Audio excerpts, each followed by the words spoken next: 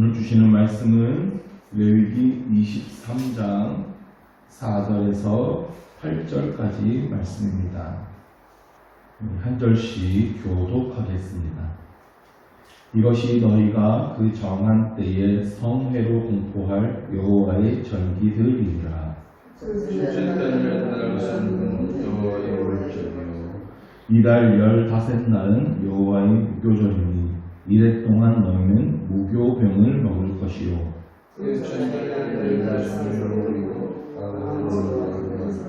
다같이 너희는 이래 동안 여호와께 화제를 드릴 것이요. 일곱째 날에도 성회로 모이고 아무 노동도 하지 말지니라.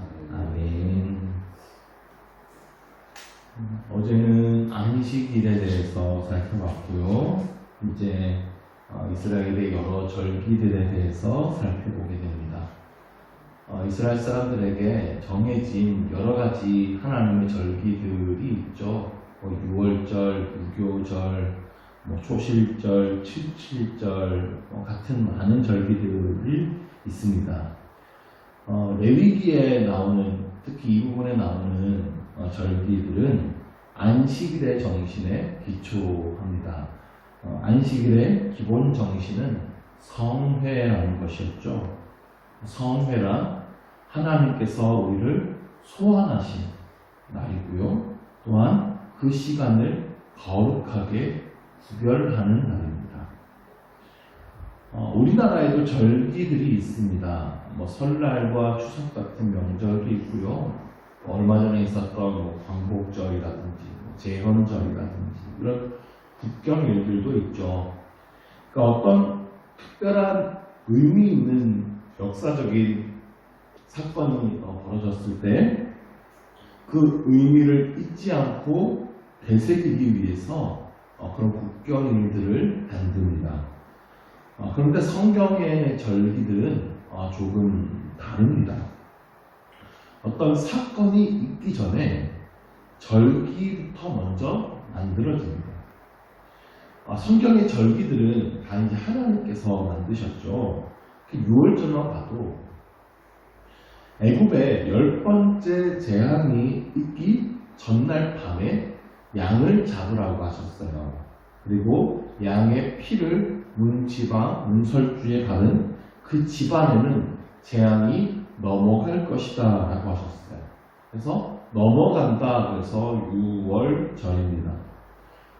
그러니까 이스라엘 민족에게 그 10번째 재앙이 피해가는 그 사건이 있기 전에 6월절이 먼저 제정된 겁니다.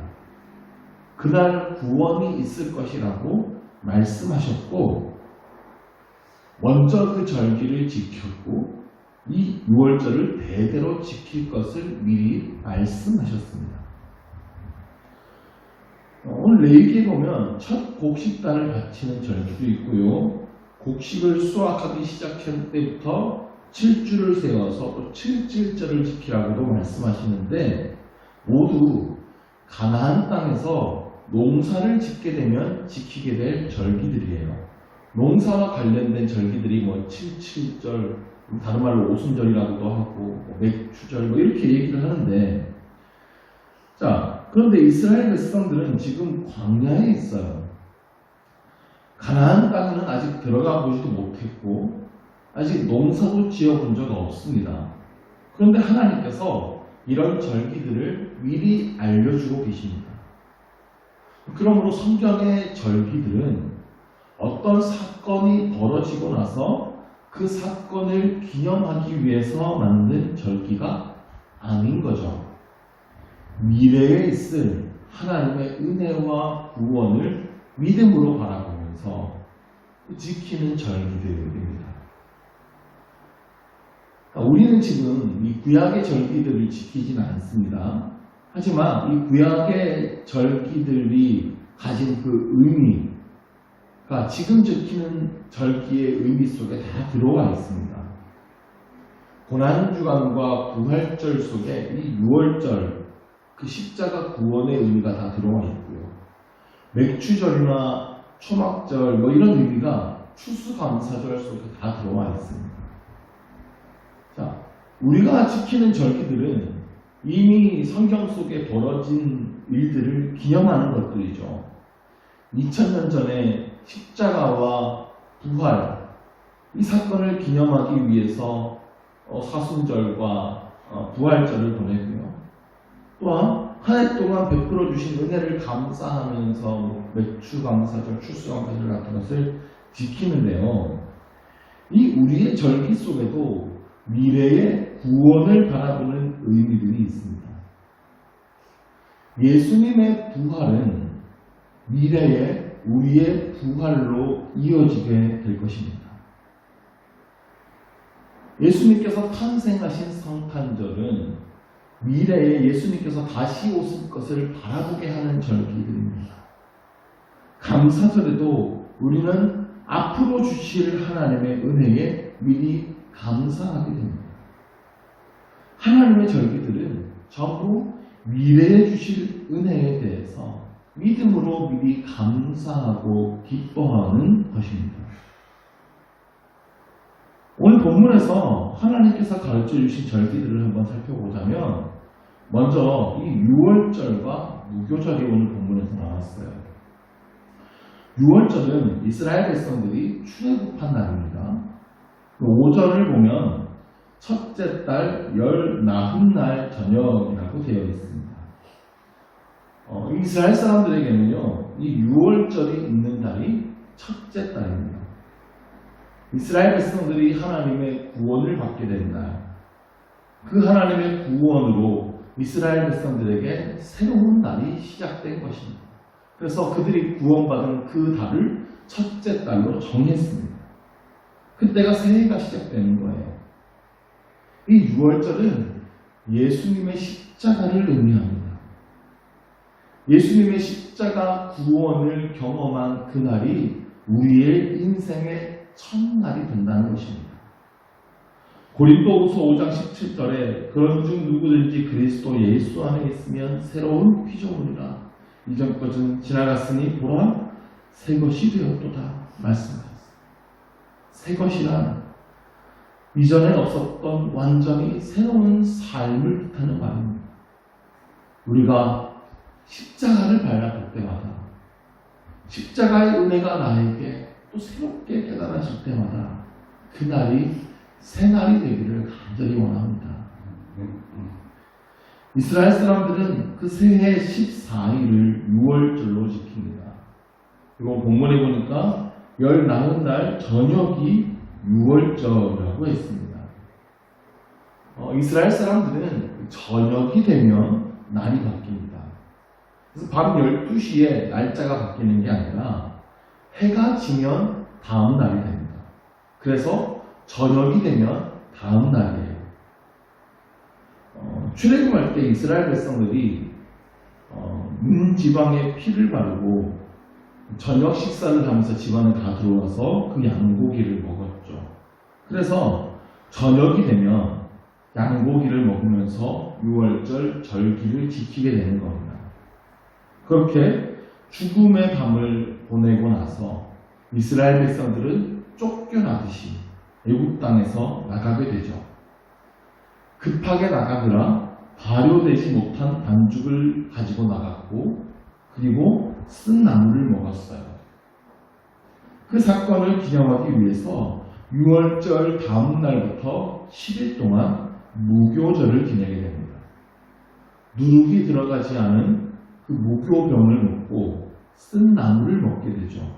그 광야의 고생을 잊지 않도록 하는 절기들입니다. 이 유월절과 무교절에 대한 내용이 우리가 읽은 4절에서 8절까지의 내용인데 그 7절을 보시면 그 첫날에는 너희가 성회로 모이고 아무 노동도 할지 말지며 자 이것이 어제 우리가 안식일 규정에서 나왔던 똑같은 표현이죠. 8절에도 너희는 이래 동안 여호와께 화제를 드릴 것이요 일곱째 날에도 성회로 모이고 아무 노동도 하지 말지니라. 자, 성회로 모이고 아무 노동도 하지 말라는 구절이 반복해서 나옵니다. 이스라엘 사람들은 유월절 이전에 애굽의 노예였습니다. 노예는 끊임없이 노동에 묶여서 살아가는 존재입니다. 그런데 출애굽을 통해서 그들이 자유인이 되었어요. 더 이상 노동에 묶여 사는 존재가 아니게 된 겁니다. 하나님의 뜻은 우리가 노동에 묶여 사는 것이 아닙니다. 인간이 타락한 이후에 고된 노동이 우리에게 주어졌어요. 원래 인간은 하나님과 함께 그 창조 세계를 돌보면서 하나님과 함께 쉼을 누리며 살아가는 존재입니다. 그런 우리에게 다시 쉼을 주시기 위해서 안식일을 주신 것입니다. 엿새 동안은 우리가 열심히 우리에게 주어진 일을 하되 그날은 구별하여서 하나님과 함께 쉼을 누리도록 하셨어요. 그리고 절기들도 허락하셨습니다. 안식일과 마찬가지로 그날에는 우리의 노동에서 벗어나야 합니다. 하나님의 구원을 즐거워하면서 진정한 안식을 누려야 한다는 것입니다. 유월절과 무교절을 통해 하나님께서 우리를 해방하여 주셨다는 것을 기억하고 우리는 다시 그 애굽의 노예 생활로 돌아가지 않겠다.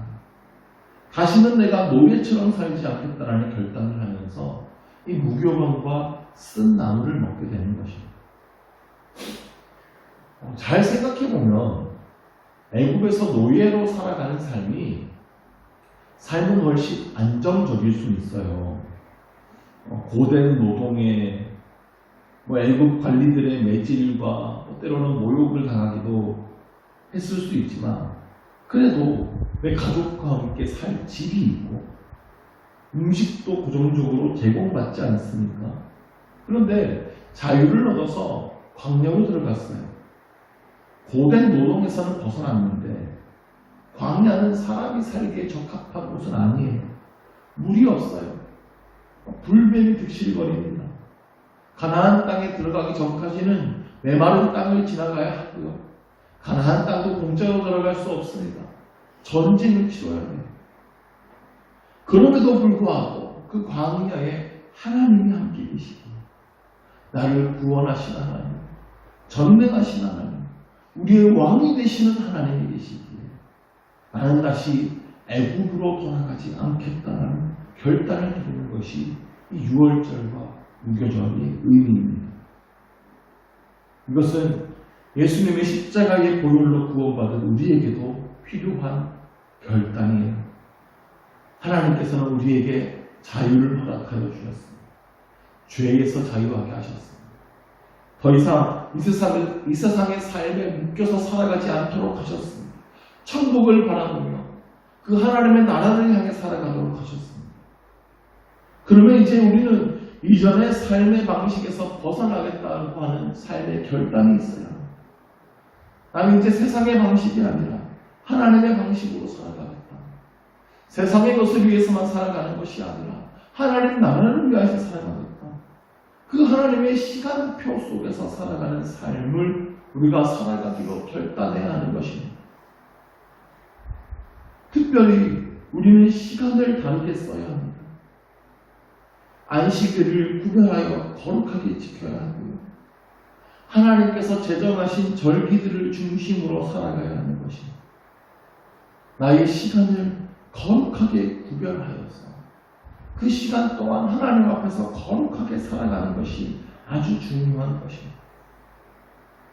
다니엘처럼 기도의 시간을 정하여서 철저하게 기도하며 보내고 또한 하나님의 말씀을 묵상하며 보내는 시간, 예배드리는 시간, 우리의 경건을 위하여서 구별된 시간들이 우리 삶에 반드시 있어야 하는 것입니다. 우리가 매주 예배를 반복하고요. 1년으로 치면 사순절, 부활절, 맥주감사절, 추수감사절, 성탄절 이렇게 1년을 쭉 절기를 반복하며 지나게 됩니다. 같은 사이클을 계속 돌게 되는데요.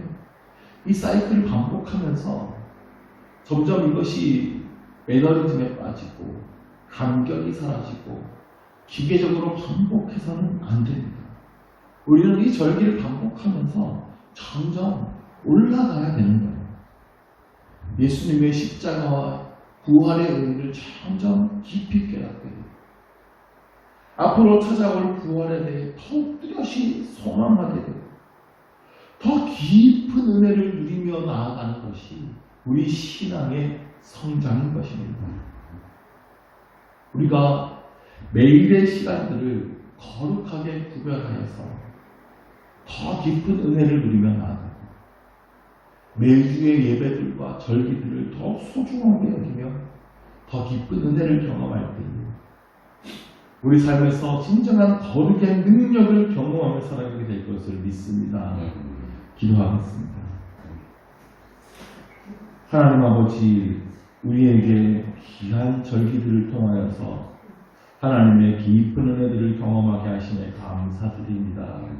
이 절기들을 반복하면서 그냥 기계적으로 반복적으로 행하는 것이 아니라 하나님의 크신 은혜와 사랑을 더욱 깊이 경험하는 우리 모두가 되게 하여 주옵소서. 특별히 주님께서 제정하신 거룩한 시간들을 우리도 구별하고 우리 삶에 있는 일상의 시간들을 또 거룩하게 구별하여 하나님을 깊이 만나는 시간들을 정하기를 원합니다. 하나님, 우리가 거룩하게 구별하여 살아감으로 세상과 다른 모습으로 하나님 나라를 향하여서 거룩하게 살아가는 우리 모두가 되게 하여 주시옵소서. 예수 그리스도의 이름으로 기도드립니다. 아멘.